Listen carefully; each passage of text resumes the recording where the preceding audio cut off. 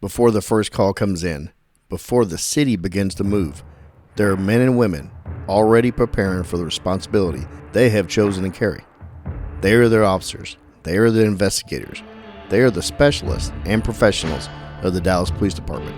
Individuals who step forward each day knowing that service requires sacrifice, courage, and a commitment to something greater than themselves. In our new series, When Dallas Calls, we go beyond the uniform and beyond the calls for service to introduce the people who make up the department. Through their stories and through their experiences, we take you inside the specialized units, their mission, and the mindset of those who answer when the city needs them most. These are the men and women who rise before dawn, put on the uniform, and proudly wear that iconic Dallas Police badge, not simply as an emblem, but as a promise to protect, serve, and stand ready in moments of uncertainty. When Dallas Calls is more than a series about what they do. It is a tribute to who they are, their stories, their dedication, and the legacy they continue to build every day. Because every call has a story, every badge carries a responsibility. And when Dallas calls, they answer.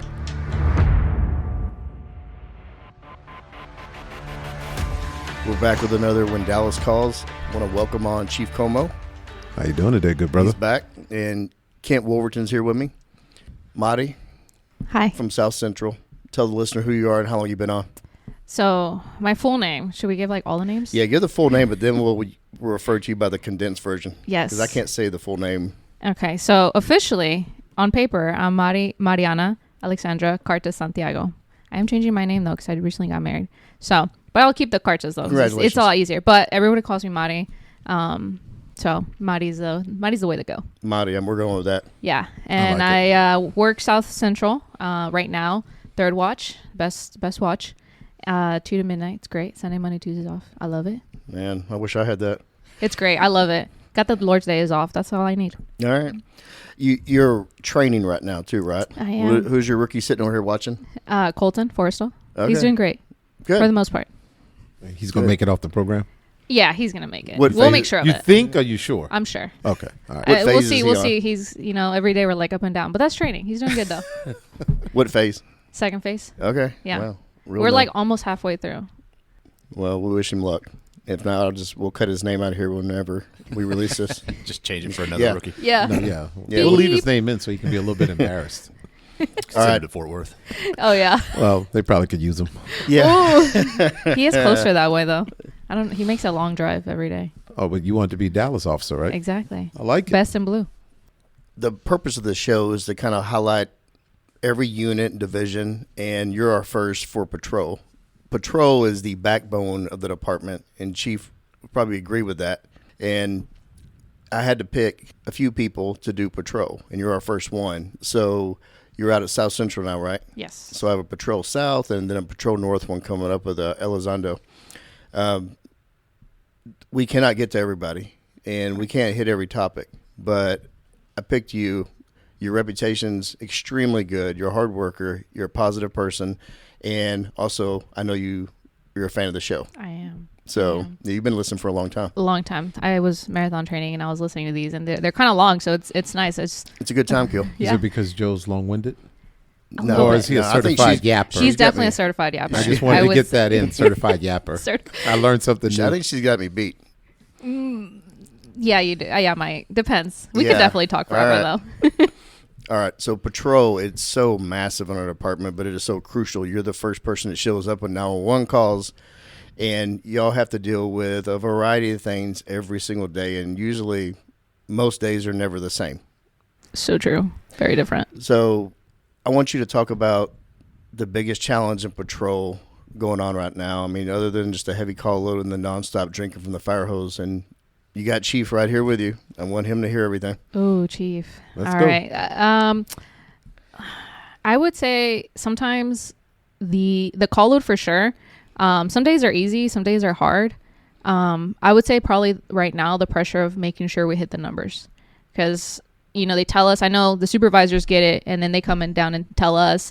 And it's always the making sure, that time frame that we're hitting it, or are we too long? Are we documenting everything? It's just making sure we hit all our all of our I's and hit all of our T's, because none of us want to get in trouble. That's always our goal, right? Other than going home, none of us want to get in trouble. So we're having to not only answer the call and assist the citizen, but also make sure that we're doing everything correct on the back end so we don't get burned. And so I think that's usually probably the hardest part, is a million things all at once. And you feel the pressure some days, but some days, especially when it's like a really heavy call load of like, hey, clear the next. And it's cool, but sometimes you're like, man, I really want to spend a little bit more time on this call, but you can't, because you got to go answer the next one. So just to clarify, you're talking about response times and then the amount of time that you're considered allowed to remain on that call to process everything and finish your reports. We're not talking about, I have to write 16 tickets in each day, right? Definitely not. There's no numbers there for all the haters that want to say that we're running on a quota system. But we do have metrics that we try to meet as far as response times and then how quickly we can clear the call to get to the next one. Yeah, because we have to document a lot, right? Like even the simplest calls, you can say, okay, I'm just going to write comments. But then you think 2-3 weeks from now, what if that call comes up again? Are you documenting everything? Does the supervisor know what you did? There's body cam, but even though there's body cam, we still have to document everything. There's so much documentation, even as a PO, even more now for me as a corporal, making sure like I document everything my rookie did, and then still have to go answer the call and then get all my DORs done. So it's a lot. I feel like from when I was a PO, like I could think, if one call, let's say I have one use of force, right? I got to do a blue team. I got to dock my camera, view it all, make sure it's all documented properly, send the report, get it approved, wait on staff review to say that that it's good, make sure my supervisor then the next day says my blue team is good. So it's a lot of like going back and forth on a single call. So I would say that's probably a pretty good explanation. Yeah. No, it is. And, I think back whenever like we were in the streets and mid to late 90s. Yeah. So we had no body cam. Yeah. We had information. Yeah. Information cleared. Mm-hmm. Right. Yeah. Just leave. Yeah. We didn't have, not every car even had dash cams. There's so much that goes on now. I don't think everybody considers. And then how long have you been on? 5 years. 5 years. Yeah. How much have you seen a change in patrol just in the 5 years? I would say quite a bit. Cause I remember when I first started, like it felt like I could really like enjoy the call when I was there. But whenever now I feel like I have to make sure that I remember everything. And it's not like you can write everything down all at once. Right. And now I'm like, dang, I really gotta I gotta do all this stuff right after I'm done. Like it's as simple as having your body cam. And if you forget to turn it on, you have to document, you have to do an MIR report and you got to document.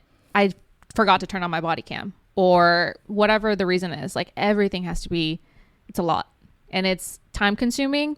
And then we're also expected to go out and then answer the next call, which I get. Like I know the supervisors do the best to tell us, hey, work with us. But I'm sure they get the pressure from higher up of like, hey, we got to go to the next one. Got to go to the next one. But I still got reports to do. And then we're also not trying to do OT on it. So it's a lot back and forth. Policing in 2026 is definitely different than 1991. I'm sure. Yeah, I'm there sure. wasn't as much documentation. Well, you're talking about the higher ups. We just happen to be sitting with the higher up. Right. The boss of the boss. Yeah, the boss of the boss. If there's any tech people out there that want to make a lot of money really quick, if you could take one report and send it to everything, that would be a great deal. Kind of combine everything that we're doing into one thing instead of making us do 16 different things for that. On 16 different programs. Yeah, we are working on technology right now. We'll say we're really moving in the area, trying to see how technology can make us more efficient. Shout out to Sergeant Reinhardt, who's really at the tip of the spear on that, and he's definitely trying to make the department so smart. Better. Yeah. I won't say it to his face. This is a little opposite in his offline. I just don't like seeing him in a uniform. It's weird. He looks better without his uniform on. And I don't know, I think it's the nerdness that comes out, and you just know he's making the department better. When he puts his uniform on, he doesn't look right.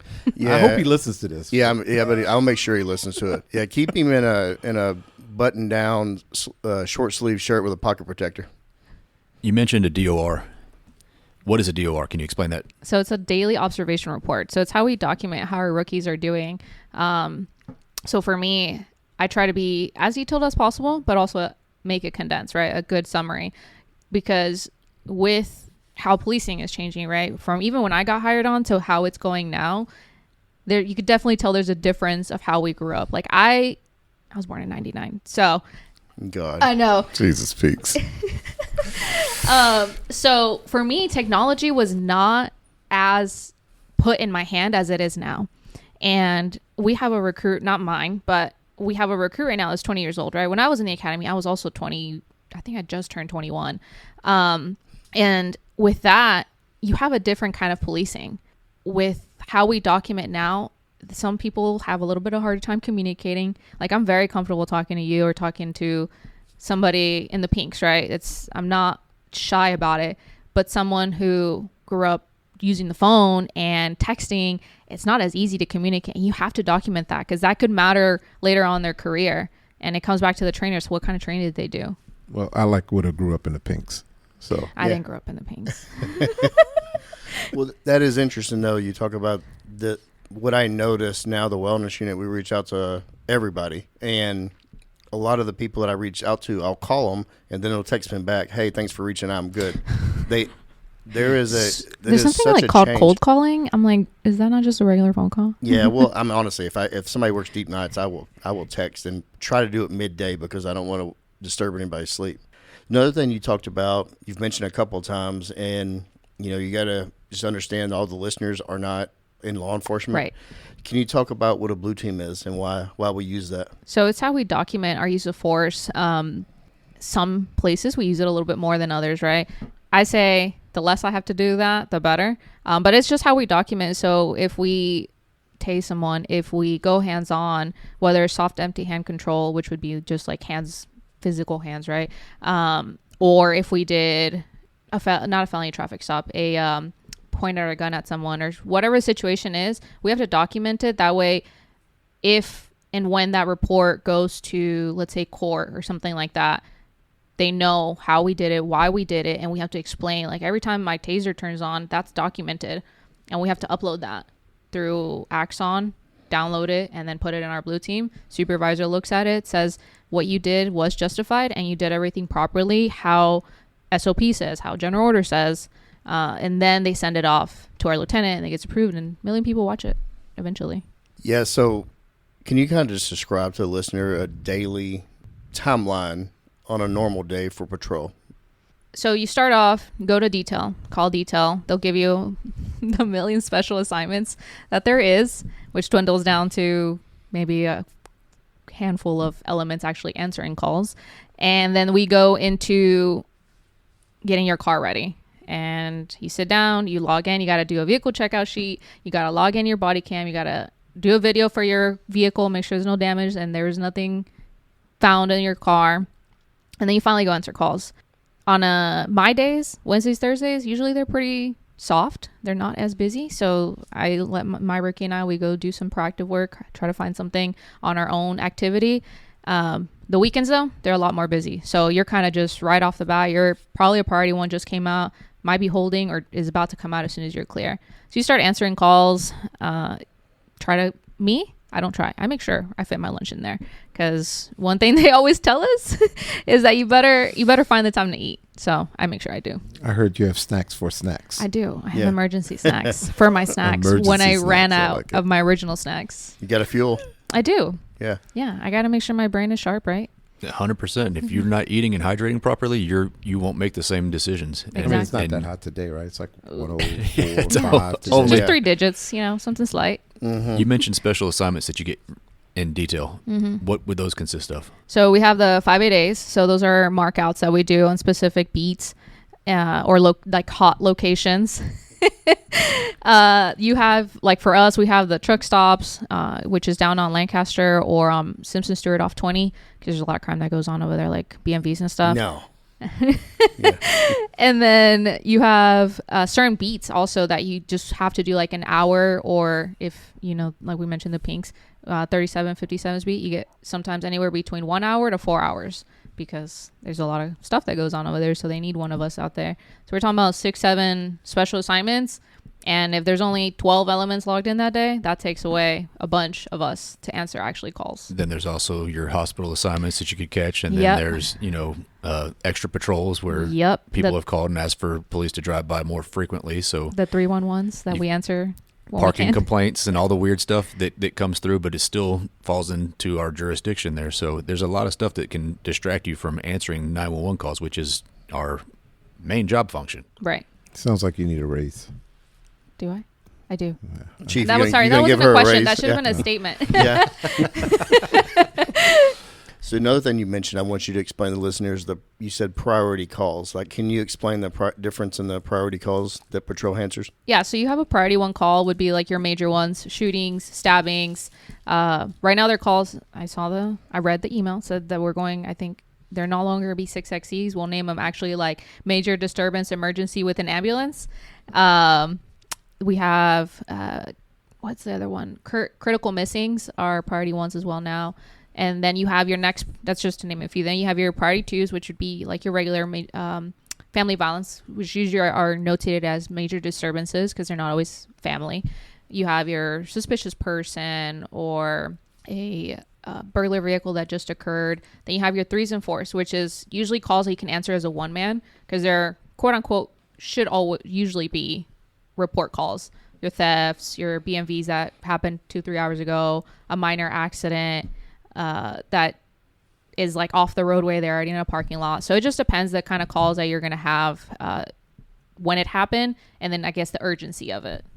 Depending on how the information was obtained by the 911 call taker is what it's dispatched as. Correct. Sometimes it could be something as simple. I mean, when I was out there, it's been 10 years since I've been out there, but the comments could read, young black male walking through Breezeway, doesn't live in the complex, unknown what up to. And that could be like a suspicious person call, which is a higher priority. It always kind of annoyed me that I believe sometimes there could be a better filter to get some of these calls because somebody walking through an apartment complex is not that urgent. So one of the things that the officer just alluded to is the fact that we're going to go to more plain talk now. I think Dallas PD was pretty unique in all of the codes that we used.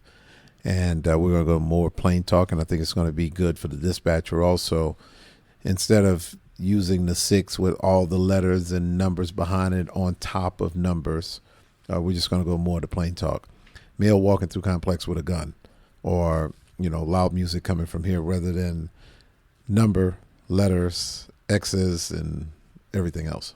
This is probably the third or fourth iteration of we're going to do that, and it never sticks. What plans do you kind of have for that? Well, it's going to stick as long as I'm here, and I don't plan on going anywhere anytime soon. I like that part. Good.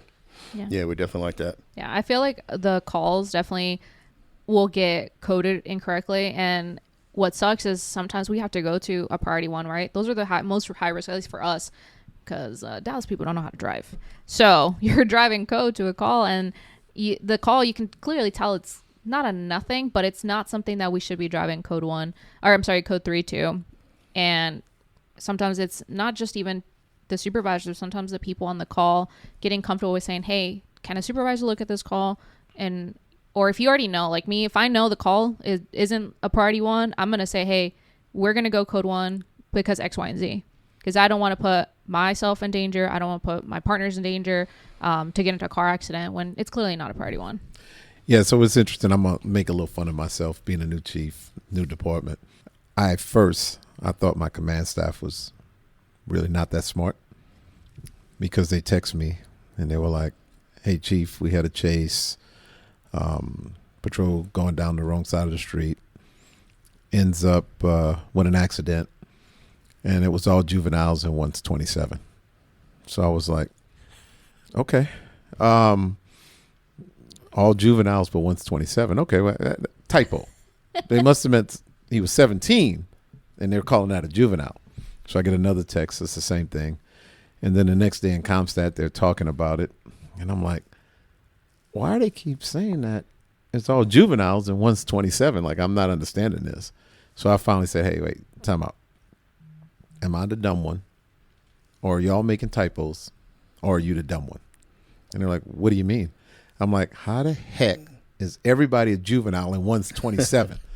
And they all looked at me and they're like, 27 means dead. And I'm like, God darn, Dallas, who made that up? Like, where did that come from? Help me understand where that came from. I think it might have been Moses. It's been around for a while. Yeah, in Dallas, it's been around a while. Well, what's funny is the first time that I text you, I think I said code 5. and you didn't know what I was talking about. No. Standard police. Yeah. Code 1, code 2, code 3. It stops. Not here. We No. do things weird. X10 means my home. That's standard, right? But the codes here are very different. Yeah. Y'all are unique when it comes to codes, and I think a lot of it with the stress that comes with the job, I believe plain talk is just that much better. And when I was talking to the Chief Advisory Board, and then I was talking to the associations, I feel like a whole bunch of people agree with that, but some people are going to have a hard time going away from it because that's the way Dallas always did it. But I think the plain talk, and I was told that it's flip-flop back and forth a few times. But to me, it just makes total sense that we go to plain talk.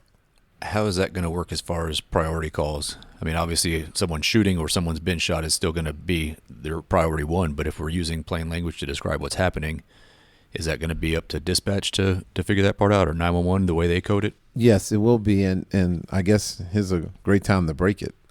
One of the things that we're doing also with the priority calls, we spent some money on a consultant company, and we did a research of like the top 20 police departments.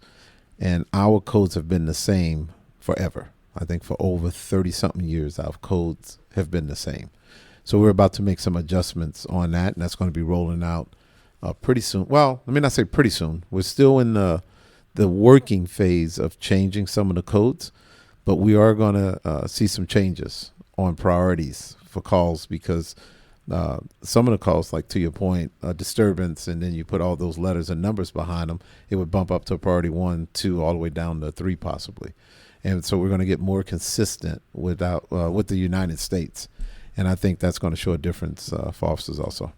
So, Joe, I know when you and I were actually answering 911 calls, we called a little 6 was just a 6, and that was just a disturbance. And then you had the 6X was a disturbance with, injuries, I think is kind of what set that Or a apart. weapon, yeah. Or still in progress. And then it turned into a 6XE, which was we have an ambulance going, then it was a 6XEA, and now it's 6X. Sounds like the alphabet's going on. There's number soup. Way too many, and Mari, you could probably explain a little bit better how many iterations we have of the disturbance call at this point. Yeah, so we have the 6, which is a minor disturbance. I have rarely ever used that or seen that used. Then we have the 6S, which is for the disturbance at a school. Then you have your 6X, which is a regular major disturbance, family violence or something between two people, probably just fighting, like physical fighting. Then you have your 6X, which is they're fighting, but someone seems to be in danger of like some type of serious bodily injury. You have a 6XE, which is that, but like a super emergency, I guess I would describe it. And then you have your 6XEA, which means that they're injured because of that emergency. And it's a lot. It is a lot of them to remember. I will say though, the codes are like, not the codes necessarily are okay, but I think if we're gonna, and this could just be my own personal suggestion, because I'm always full of ideas sometimes, I would say that when I was in training, I went to communications. I'm glad that the recruits don't do that anymore. I think that's like too much of a going on a week or two. I think we used to go. But I would say maybe for the dispatchers to see what it looks like in real life, or the call takers. I know they're separate. You have a call taker who actually takes a 911, and then you have a dispatcher who actually talks to us and tell us where to go to. When I was in communications while I was in the academy, I would code, now looking back, would code stuff a lot higher because when you call 911, you just assume it's an emergency, right? It's not always like a very immediate emergency. So I don't know if there's a way where call takers can either do ride-alongs or even watch body-worn camera videos and then be like, what would you, like based on what you see and based on this call, what would you, I guess, code it as? Because then you kind of get a more real life idea of like, is it really an emergency, or are they just calling because they want us a little bit sooner than later? I think they used to send every communications employee on a ride along as part of their hiring process. Yeah, I'm sure a lot of officers won't be happy about that, but I think in the long term idea, it would be a lot more. It would be better because they would stop coding stuff a lot higher. Yeah, if you want your input in there, then occasionally you got to spend a few hours with somebody in the car. And, Exactly. and they don't have an opinion at that point too much. They're still learning. But if you can show them, hey, this is some of the stuff that we're complaining about out here. Yeah, or we always already code our body-worn camera videos. Like you have to code it as the the type of call you went to, and the address. So if we could just load all those type of calls and kind of like a little test, like, what would you code this as? And then have somebody be like, hey, it's not going to be that. It should be X, Y, and Z instead. Well, I'll consider this as a note that's been placed in the chief's suggestion box. Okay. Thanks. Yeah. And nobody listens to us anywhere on the show. So, for sure. It's just a couple terrible people. podcast. Yeah. We're trying to get it up. So you are a field training officer, right? I am. Okay.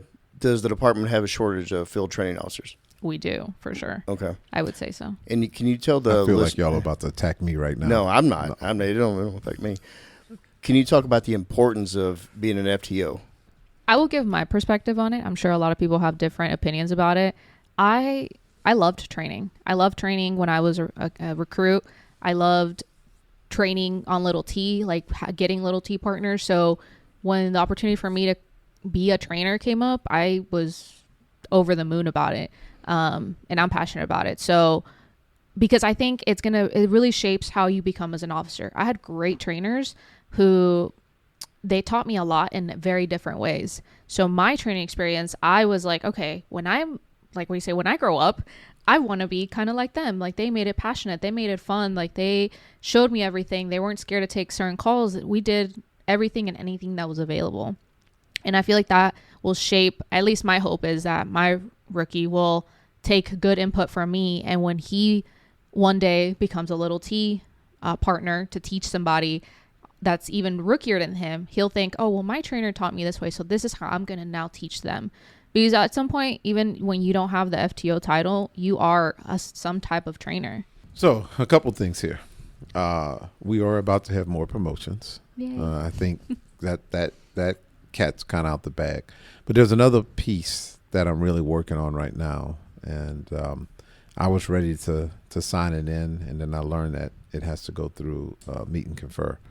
What we're trying to do is also get senior officers who want to train, the ability to train where you don't have to just be a senior corporal to train. Because I believe there's a lot of experience sitting out there in patrol that for one reason or another they didn't want to promote. That's wasting on the side. That could be training officers. So it's something that I'm really pushing. I'm in support of, and I hope we can get it over the finish line so we can use some of the talents out there for some of these senior veteran officers that, again, for whatever reason, didn't want to become a senior corporal or try to become a sergeant, but has that knowledge to help us out. Good trainers can really change a division, like an entire watch, and bad trainers can do the exact same. I totally agree.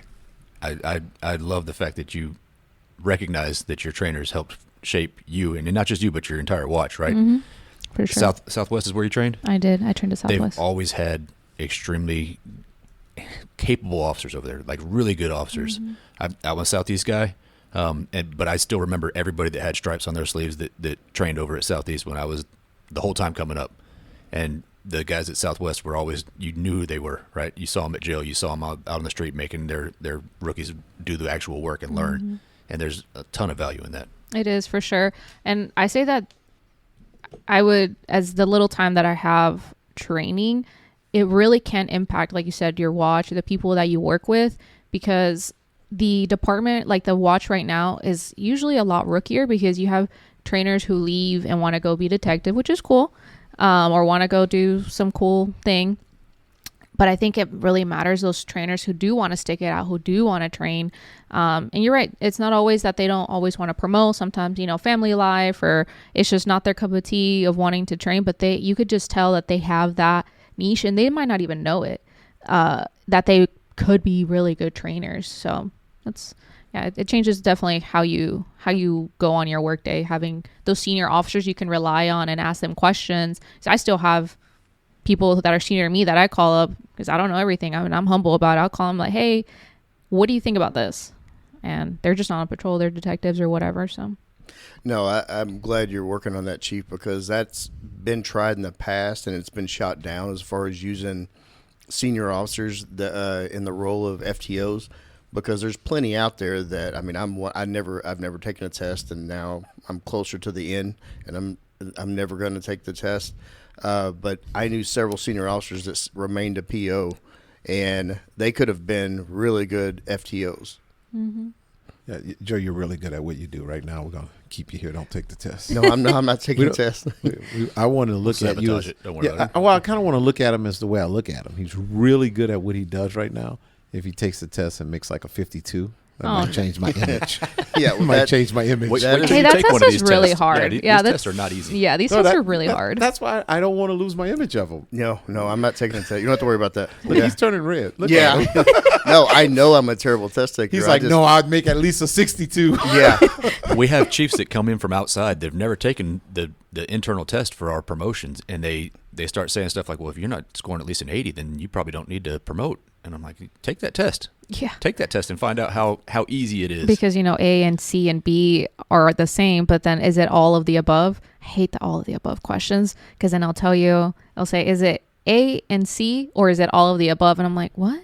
What do you mean? Is it both? Is it all of them? I don't know. And it's just the most bizarre questions, like how much does the bell weigh on a caboose of a train that travels through a metropolitan of this? You're like, what? I don't like that. The corporal test was, I guess, I don't know how much we're even able to talk about it, or if it's whatever, but You know what? You're on Joe's podcast. Say whatever you want. Yeah. Okay, right, right, This is HEO's podcast. So- Say whatever you want. This is not really DPD. right, Yeah. right. Right. It's Joe's podcast. Like the test, right? They give us so much material to study, like so much. I knew how bad I wanted it from the very beginning. So I started studying from day one, like 3 hours every day. And like the week before I took off and I studied my butt off. But it is so much. Like I really attempted to read the entire CCP the week before. That's how like I really was like, this is a lot. And they asked me a question, which I will still remember, was like, who does like a city representative have to call to schedule to reserve a room for if they're trying to, what was it? I think like they're running for office. And I was like, what? Thankfully, I think I knew the answer for that one. I'm glad you did. So I'm curious. I'm going to put you on the spot. What did you make on the senior corporal's test? I made an 83. So raw scores, I think I was 5. And I think after they added the point, I ended up number 8. So make that clear. An 83 for everyone that's listening, it's like extremely high. Right now, our next round of promotions, if I'm not mistaken, it's either going to be 70s or 71s. So an 83 is really high. So I tell you, you're blowing me away right now. Well, look, I'm like Joe. Nothing to me, but I barely passed the academy on like testing. So it's really hard. But again, I really wanted to train. So I was like, I got to do good. And my goal was to have Sundays off. So I was like, if I can score really high, I'm going to have the Lord's Day off and enjoy it. So that was my motivation. Right. But So- it was a let's very talk hard about test. Sundays off. And I'll tell you this. Sundays off I'm cool with.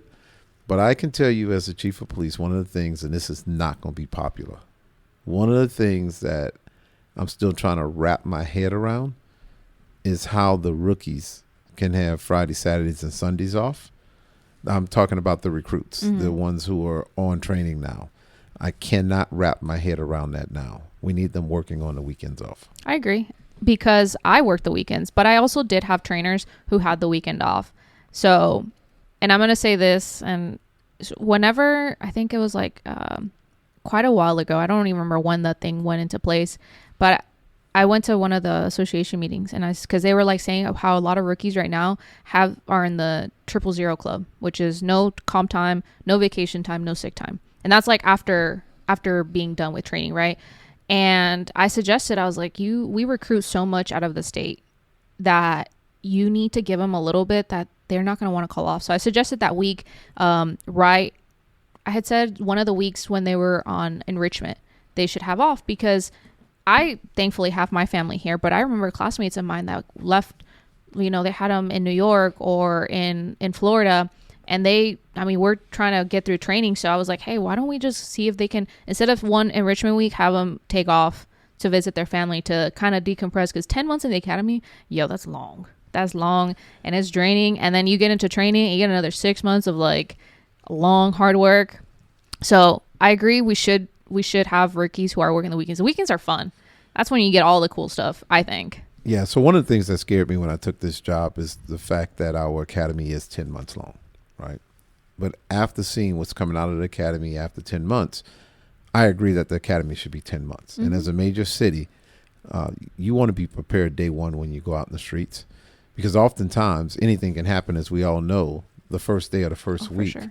And those extra months in academy, I think it's clearly showing that it's better preparing our officers to go on the streets. So now I'm perfectly good with 10 months.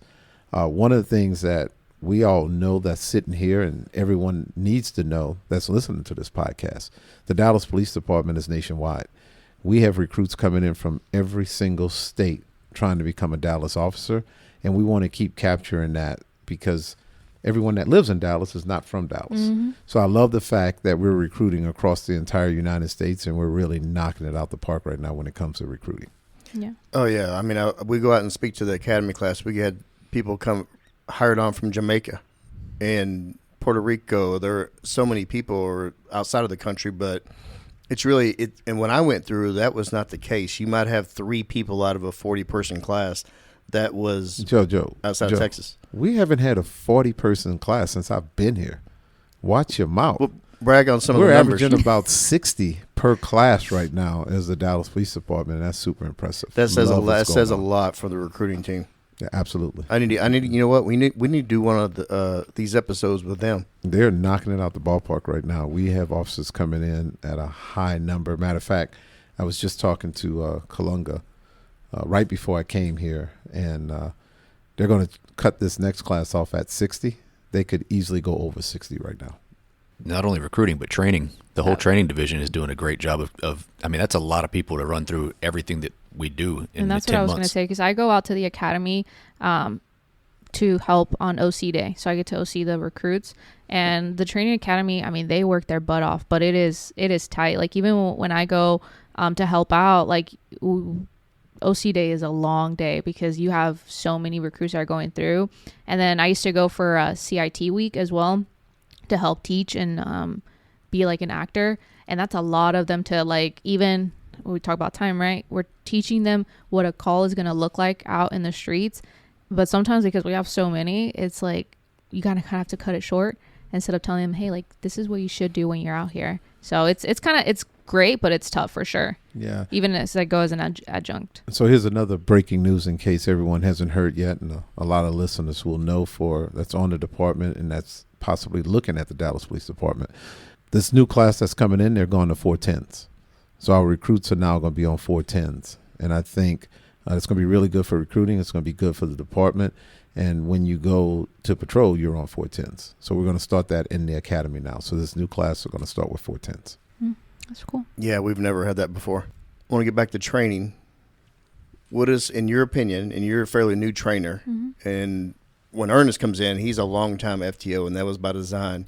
What are some of the good and bad of training in what you've experienced? The good, I'll start off with the good. I'll say that it's refreshing to see again kind of what you had when you first started training, that rookie that gets excited about their, like for us, like our for like dope arrest, right? Or the gun, or you got on a foot chase, and like they get excited and you're like, oh yeah, that's cool. Like I still do. I still say I'm a rookie at heart because I still very much enjoy doing the work. So I say that teaching them and seeing them mold and grow. And then even yesterday we were talking about his DORs, like from when he started to how we're at right now, just on traffic stops and how he talks to people, it's changed drastically. And it makes me feel proud because I'm like, I'm teaching something good. Like he's learning something. But I'll say the tough part, about it is that paperwork of like making sure that I put out correctly what he is learning and what he is deficient on, so that if it ever comes up later on, that it was properly documented and it doesn't come back on us as trainers that we failed him in some way.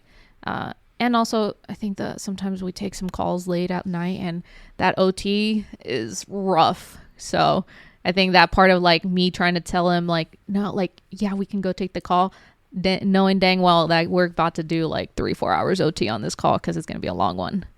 On top of a 10-hour shift. What is the biggest stressor in patrol right now? I'm asking your opinion, but as far as like you got your ear to the ground, you're actually boots on the ground in patrol. You're hearing what everybody's saying. What are some of the biggest stressors we're hearing? I think everyone has a little bit of difference on what their stressor is, but I would say for me, as of recently, it's gonna be sometimes the getting called out on detail as a group when one person fails or doesn't do what they're supposed to do. So that kind of sucks because as an officer that you're like working hard, doing your best, trying to do all the paperwork and trying to take care of everything. And then you go on to the next day into detail and one person or three people, whatever, 2-3 people did something wrong, and then we all get called out on detail, and then you start your detail feeling like kind of like crap, I guess, of like we're all in the crap hole together. So I would say that part is kind of been tough, but other than that, I don't know. It depends on the day. It depends on the day for sure. So one of the things that I have a history of doing as a leader is I believe in putting people on the spot. Oh, for sure. So we need all the listeners to understand. I just called the rookie to the table, and we're going to ask him a question. You know, So- he asked if he could sit in the car before this, and I was like, no. No, sit in the car. Yeah. No, you can't sit in the car. This is training. Are we? I feel Tell like us we're your name. My name is Officer Forstall. How long have you been with us now? I've been on patrol since May, late May. Joined Dallas Police Department in July of last year. So, Well, I'll tell you, you're one of the rookies that I actually like. You know why? was that, Chief? Because your badge number is higher than mine. Finally, I get somebody with a Finally. higher badge number than me.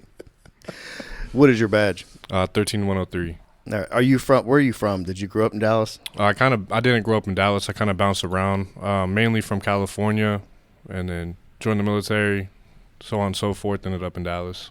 So did you come here because of the job? No, sir. I was a pipe fitter beforehand, and in Kansas City, they moved me down to Fort Worth, and then Fort Worth to Dallas. So, All right. So you decided to come in the Dallas Police Department. yes, sir. A good choice. All right. Why Dallas? I'm going to ask you this now. Now we got you here. Why did you want to come to Dallas? Dallas is it's a bigger metropolitan area. There's a lot more people, a lot more crime. You can get a lot more experience a lot quicker than a smaller department. What do you think of South Central so far? I love South Central. Say it's got pretty much everything there. So Yeah, a lot other of than action. food. other Yeah, than- other than you don't. Yeah, No you can't- restaurants It's not in a South restaurant there. Not that cops won't go to. No. Yeah. So I'm going to put you on the spot again since we have you. So you've had a first phase trainer, right? correct. Okay. How are you going to rate your first phase trainer to Marty over here? He's not listening. Oh, No, okay. no. Wait, we should say that his first asleep phase right trainer is my classmate, and we were always in competition when we were in the academy, and then I scored higher Man, than I him like in the this. test. I like this. So let's. Rookie of the year. He is okay. We should mention that we were also in competition for Rookie of the Year when I was at 4 and he was at 7, and we both got nominated for Rookie of the Year. Oh, congrats on that. Wow. Yeah, but he won, not me, and I was like, that's fine. Okay. I'll let him have it. Restrepo, I know you're asleep right now, I hope, and he's not listening. He's a great guy, great trainer. I learned a lot from him. But There's no but. No but. at all. Yeah, no. It was a lot more call answering with him, and with Cartas, it's a lot more being proactive and learning how to think on my feet. all right, early on, so you're talking about proactive work. It is different, and it's something you have to, over time, sharpen that skill, right? Because, so when you talk about proactive work, what are you talking about? More so just traffic stops, finding like items in plain view, just reasons, and thinking ahead on how to get that arrest, or if there's a crime even in progress. It is it's creating circumstances that could lead to an arrest, right? Correct. As opposed to most patrol, you're basically responding to calls for service from 911 calls.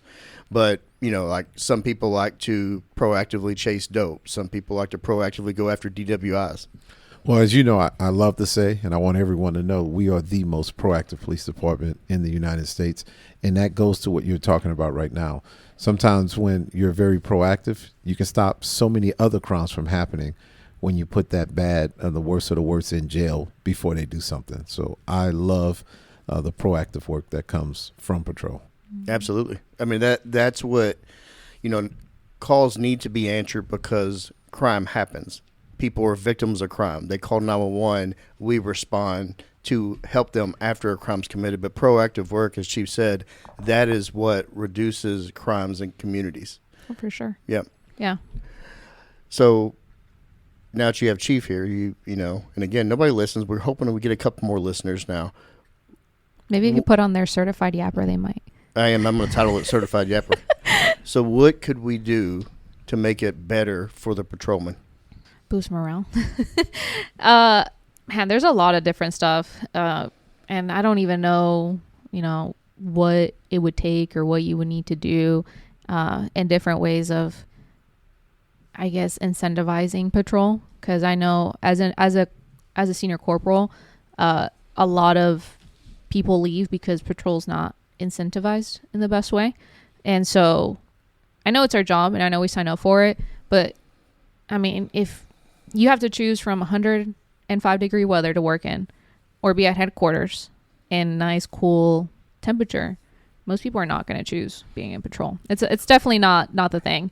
And even as a PO, you have so many opportunities to go somewhere else now. And that's the best thing in the department, that we can go so many different places, but then patrol kind of suffers because everyone kind of wants to go and try new stuff. Well, every day I think of ways to try to incentivize patrol, because I do agree with you and I want patrol to be that spot. Mm-hmm. And we've talked about this on the podcast before, where I want to raise the image up, even when it comes to leadership, about being in patrol, because it's the most important part of the police department. So I'll tell you, there's nothing better than having a really good sergeant. Like, having a good sergeant will make or break your experience in patrol 100%. Having that sergeant that has your back and is knowledgeable and wants to take care of you and wants to see you, not only because we talk about proactive work, right? Not only answer calls, but also get the opportunity to go and be proactive and, like you said, stop that crime before it happens. And so having a really good sergeant, man, it changes the way you work for sure. Well, and I can see that. And I mean, it goes all the way up the chain, having a lieutenant, and it really, especially having a major that is engaged with what's going on in patrol. If you don't have a major that's engaged in what's going on in patrol, I think patrol can go straight down the tube. Mm-hmm. We have a great major. Who's the major? Major Valentine. Bree. She's a really good major. She's a good person. I will say that was one of my promotions. It was. Yeah. Yeah. Good one. Yeah. That was a really good one. Great job, she's a good human being, and I think it begins with that, and them just being a good natural leader. Just kind of like, she's just piggybacked on being a good person at heart. For sure, yeah. She comes into our detail, and she sends emails occasionally, and she'll always have a little bit of I think she calls it like a tidbit of like patrol. And one thing that I think left an impression on me whenever she first got there, as a female officer, right? Other female officers make impression on me of how I want to become or how I want to be. And I know the rookies now don't get it. I get it because I didn't have the LBV when I first started. But she said, at the end of the night, what you want to hear is that Velcro coming off. And it's whenever we used to have not the LBV, but you'd have to put it inside your shirt, the vest, and you hear the of the vest coming off. And that means something, right? That means you're going home. It means you're good and you're going home that night. And that made an impression on me, because you could tell that she cares about how we're doing. And then she mentioned family. She's like, if you have family issues, like, come to us, talk to us. We're here for you. Your family is first. And it's not often that they say that. Usually it's like, hey, the job comes first, but family comes first so you can be good for the job. I'm glad you told me all that, and I'm very high on her, and that's why I promoted her. Yeah. So you just made me feel really good that I made I don't talk to her much. There. This is just from the interaction she has with us as a whole. Are you trying to get something better at the station? No. In case she listens to this? No. Okay. No, you can't. I'm telling you, you can't beat my spot right now. Like, I love it. I love Sunday, Monday, Tuesdays off and getting to train. It's cool. I tell you that Bree will listen to this. So, yeah. No, she listens to all these. Yeah. She's a fan of the show. Marty, as we wrap this up, there's not everybody gets to sit with the chief of police. Usually, sadly, on this department, you sit before the chief of police or have interactions is for like a hearing of some kind. And that was the whole point of doing the show. And again, we can't get to every unit, we can't get to every division, but you're handpicked for a reason. And I think you are one of the young stars on this department. I want you to speak to anybody that's out there that may be looking at departments in Texas to apply for, and they have their eye on DPD. What would you tell them about DPD that would make them come here? It's a good department to work for. You will learn so much. Just like Officer Forrestal said, this department is very well rounded. We have so much that you can do. And in the little time that you'll be here, even those 10 months that you mentioned about the academy, you will learn so much. and you will probably have way more experience with DPD in 10 months in the academy than you might with another officer that's been on the streets in a smaller department. And when you get on the streets, I mean, what is it? The world is your oyster. Is that what the saying is? And you can do so much. You can, if you just want to call answer, you can just call answer. If you want to go do proactive work, you can do proactive work. You want to apply to SWAT, or you want to apply to be an ANI detective, you can do all of that. I mean, really, it's all going to be about how you apply yourself. So if you're thinking about becoming an officer, start training before you even apply.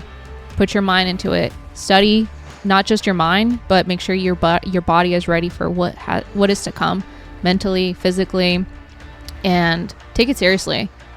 The great part of DPD that I loved when I applied was like, man, I get to get paid while I work out and I study, and I'm making some good money. And then when I'm off training, I mean, I just got to make it off training, and then I can pretty much do whatever I aspire to be in the department. So just prepare yourself mentally, physically. Don't keep your hobbies, and just be prepared. It's going to be fun. It's going to be what you make out of it and the attitude you have in it.